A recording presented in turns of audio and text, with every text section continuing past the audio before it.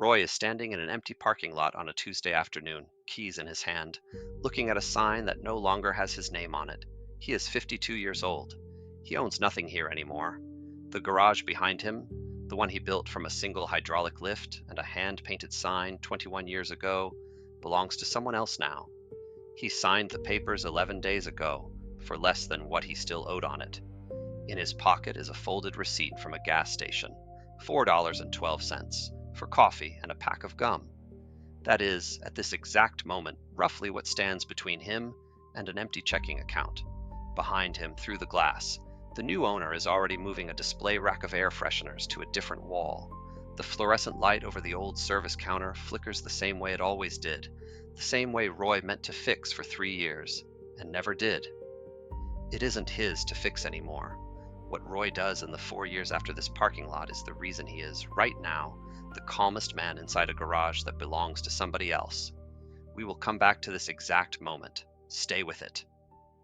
Most people hear a story like Roy's and assume it ends in a comeback. A bigger shop, a second chance at ownership, his name back on a sign somewhere.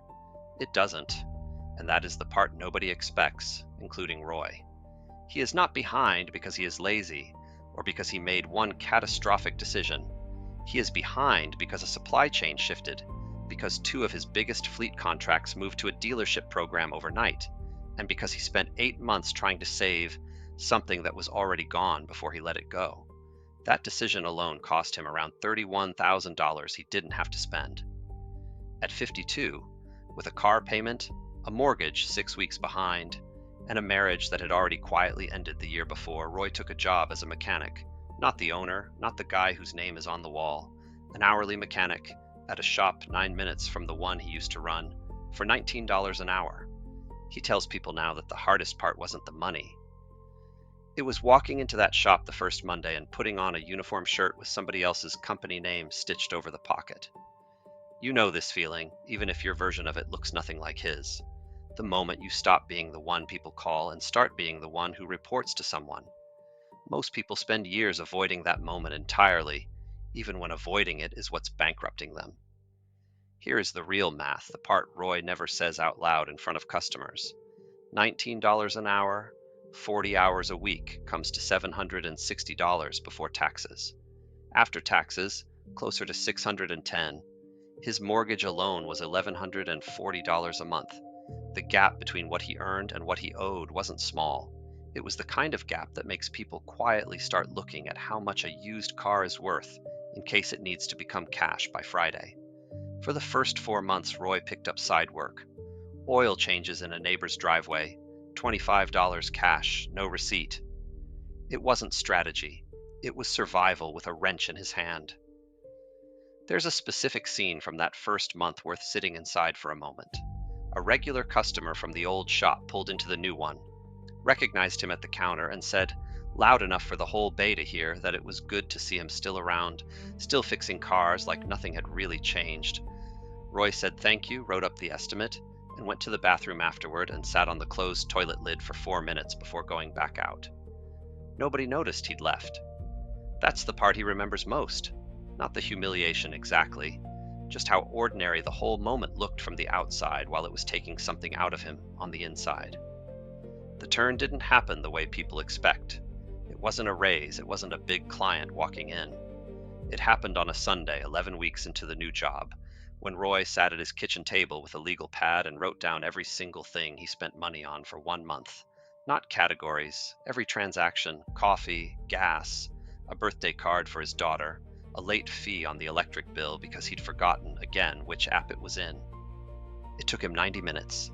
He said later it was the most uncomfortable 90 minutes of the entire year, worse than losing the shop. Here's what was actually happening in his head during that hour and a half, and it's worth slowing down on, because almost everyone who's ever tried to fix their money has hit this exact wall. The brain treats looking closely at your own spending as a threat, not a task. Every line on that legal pad was evidence against a story Roy had been telling himself, that he was disciplined, that his old business failed because of circumstances outside his control, that money simply moved through his life for reasons he couldn't help. Avoidance isn't laziness. It's the mind protecting an identity. Looking at the number means admitting the story was incomplete, and incomplete stories are harder to live inside than false comfort. Roy didn't fix anything that Sunday. He just stopped lying to the legal pad. That's the whole difference. Not a plan, just honesty with no audience. Then, in month 3, a setback that had nothing to do with discipline. His truck's alternator failed on a Thursday, $1,210 to fix properly, money that didn't exist. He fixed it himself, in a friend's driveway for $290 in parts, and a Saturday he didn't get back. That single afternoon taught him something no legal pad could have. Financial recovery isn't a straight line rewarding good behavior. It's a series of ambushes, and the only real defense is having already decided in advance what you'll sacrifice when one lands. By month 5, he had cut $218 a month out of habits he didn't even remember choosing. A streaming bundle he'd signed up for during a slow week and never watched. A gym membership from a version of himself that no longer existed. He didn't call it budgeting.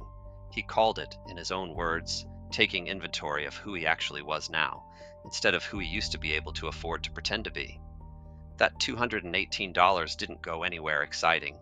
It went into a savings account with a name on it that Roy never told anyone about. He typed in 4 words as the account nickname. Not vacation, not emergency, just in case again. Nobody at that shop knew he had it. Not his ex-wife, not his daughter, not the guys he worked beside every day, guys who assumed, because he showed up in the same boots and the same quiet mood every morning, that nothing about his life had changed since the divorce and the sale. That silence was doing something specific, and it's worth naming plainly because it applies far beyond garages and legal pads. The moment people around you know you're rebuilding, you inherit a second job on top of the first one. You become the guy your cousin calls when his transmission needs work he can't pay for right now. You become the coworker other people quietly measure themselves against, either with resentment or with requests. Visible progress doesn't just get admired, it gets asked for, envied, and occasionally sabotaged by people who liked you better when you needed them. Roy wasn't hiding the account out of shame. He was hiding it because money anyone can see stops being yours the moment they see it. This showed up in a smaller way than a loan request, but it stuck with him longer. A regional sales rep started stopping by the shop every few weeks, pushing an extended parts warranty program that paid a commission to whoever signed customers up. He'd noticed Roy was sharp, organized, clearly capable, and started treating him like someone worth cultivating, buying him coffee, asking about his plans, dropping hints about a partnership down the line. Roy realized eventually the rep wasn't reading his character. He was reading his competence and mistaking it for money already in hand. People who look like they're doing fine get sold to, hit up, and courted differently than people who look like they're barely holding on. Visible capability, even without a dollar sign attached to it, changes how the world approaches you. Roy started answering fewer questions about his plans, not out of rudeness, but because vagueness turned out to be its own kind of protection. By month 11, the account held $3,100. Roy still drove a 2011 pickup with 204,000 miles on it. He still ate the same turkey sandwich from the same gas station, most days at lunch. Nothing about how he looked had changed even slightly. That was never the point. Here's the bridge, because this is where most people's version of this story would end, and Roy's kept going somewhere harder. At month 14, his daughter's car needed a transmission he could have fixed for the cost of parts alone, except she lived 4 hours away and had already taken it to a shop that quoted her $2,200. The old Roy, the shop owner Roy, would have driven up there immediately, fixed it for free, and quietly resented the 4 hours and the missed shifts for months afterward, while telling everyone it was nothing. The new Roy did something that cost him more in the moment than the transmission ever could have. He called her, told her the actual number that made sense, said he could send $600 toward it, and told her the rest was hers to figure out. He said it was the single hardest phone call of the entire 4 years. Harder than telling the bank he was behind. Harder than putting on that uniform shirt the first Monday. This is the part almost nobody talks about when they talk about starting over financially. It isn't really about spreadsheets. The real work is learning to disappoint the people who are used to the version of you that had nothing left to protect, because that version was always available, always rescuing, always broke in a way that made everyone else comfortable. If you've done this, you already know. Maybe not with a transmission. Maybe it was covering a bill for a sibling you couldn't actually afford to cover. Maybe it was saying yes to something at your own expense because saying no felt like proof that you'd changed into someone colder. You haven't changed into someone colder. You've changed into someone with a number on a legal pad that finally means something. By month 20, the account read $9,400. Roy picked up a second certification, transmission diagnostics, paid for out of that account without telling the shop owner why he suddenly seemed sharper on the harder jobs. 3 months later, that certification became a raise nobody had to ask twice for: $26 an hour. This is usually where the ebook belongs in a story like this one. So if you want the 12 traps your brain sets for you before you even open a bank app, traps almost identical to the one Roy walked through with that legal pad, it's linked below, free, no card required. Now, back to the account nobody knew about. At month 31, the number crossed $19,000. Roy still hadn't told a single person at work. He still drove the truck. He'd started, quietly, looking at listings for a 2-bay space in a strip mall 20 minutes outside of town, not because he was ready, but because looking cost nothing and looking kept the legal pad honest. Here's the mechanism worth sitting with for a second, because it explains why so many people rebuild the money and lose the moment anyway. There's a specific kind of danger in almost being ready. The brain, once it senses safety returning, wants to celebrate early. It wants a new truck, a nicer apartment, some visible proof that the worst part is over. Roy said the pull toward buying something, anything, that would let him feel like the old version of himself again was strongest right around month 25, exactly when the number finally looked real for the first time. That's not a coincidence. Relief and recklessness live very close to each other in the brain, and the moment danger passes is statistically one of the most expensive moments in most people's financial lives because it's the moment vigilance quietly stands down. Roy didn't buy anything. He kept eating the same sandwich. He kept driving the same truck with the check engine light he now understood better than anyone alive.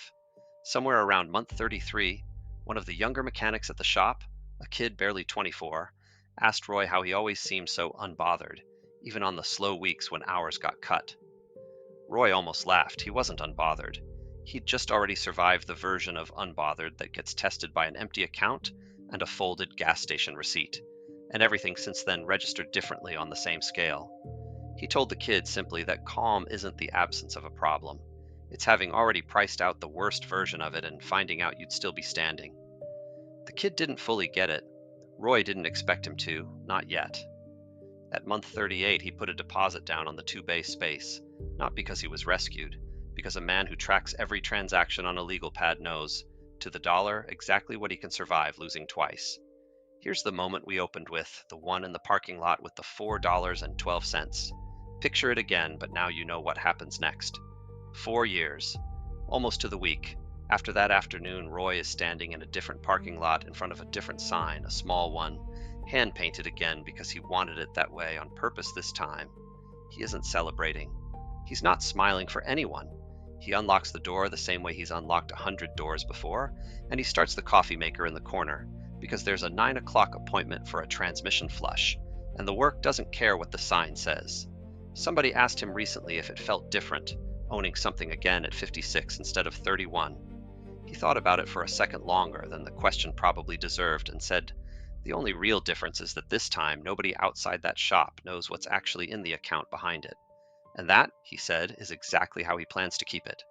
His daughter came by the new place a few weeks after it opened, stood in the doorway for a second before saying anything, and told him it looked smaller than the old one. He said that was on purpose. Smaller means nothing to protect that isn't already paid for. She didn't fully understand what he meant, not yet, and he didn't try to explain it further. Some lessons only make sense on the other side of losing something once. There's a version of this story where Roy tells everyone exactly how he did it, posts the numbers, becomes the guy at the shop who lectures other mechanics about spending habits during lunch breaks. That's not what happened, and it's worth asking yourself, honestly, which version you'd have chosen. Most people, the second the numbers turn around, want an audience for it. Roy wanted a functioning transmission lift and a door he could lock at the end of the day. The quiet wasn't a phase he was waiting to outgrow. It was the entire point. If this changed how you think about the distance between what you earn and what you actually keep, subscribe. Next week, we're looking at the specific moment when quiet saving turns into quiet sabotage, the point where protecting your progress starts protecting you from the people who love you most, and what to do instead.